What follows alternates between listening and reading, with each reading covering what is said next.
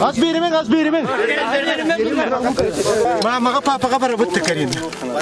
Mama papa ka para bitti.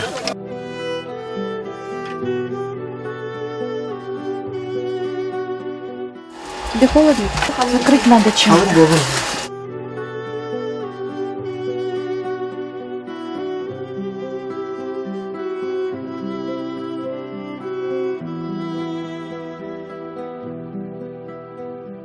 Невероятная история Карины Чекитовой, 4-летней маленькой девочки, которой удалось выжить в глухой тайге, поразила всю республику. Об этой истории узнали даже за ее пределами. Сегодня, 17 числа, ее выписывают из детской городской больницы.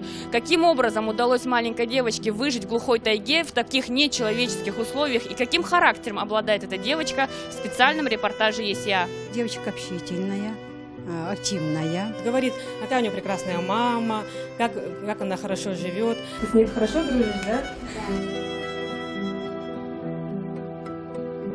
По словам лечащего врача, Кариночка покидает реабилитационный центр в удовлетворительном состоянии.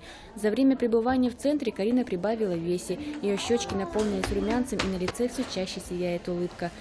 В нашем отделении она получила физические методы лечения, массаж ЛФК, физиолечение, витаминотерапию, лечебное питание.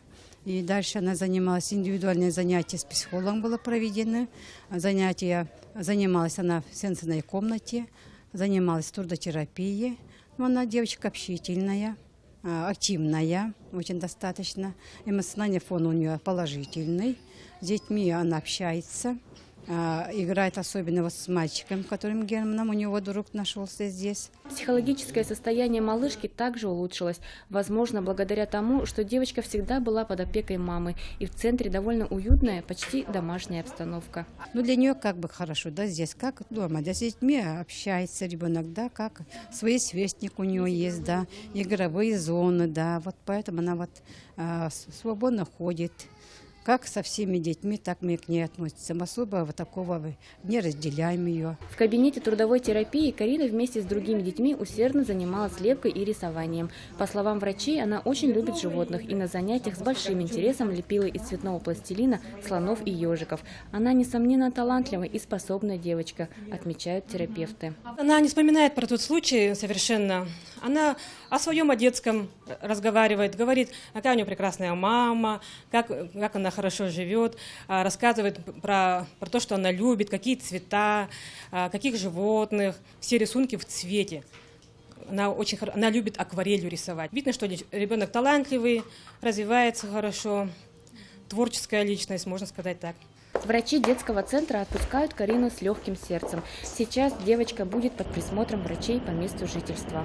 Как взрослый человек она рассуждает, очень даже девочка такая, да, потому что видно, что она она очень самостоятельна, все за собой игрушки собирает, но и это видно, что ее очень хорошо воспитывали. Все задаются вопросом, как ребенок мог выжить один в бескрайней тайге, без еды и воды. У лечащего врача Карины есть свое предположение. Никакой романтики и мистики. Девочка спасла себя сама, потому что сильна духом и с детства привыкла к самостоятельности.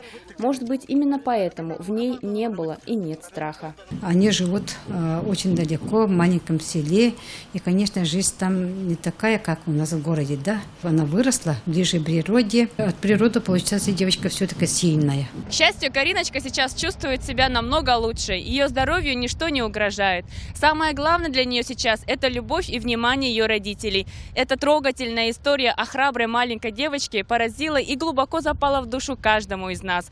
И эта история со счастливым концом. Надежда Ефимова, Николай Необутов, специально для ЕСЯ.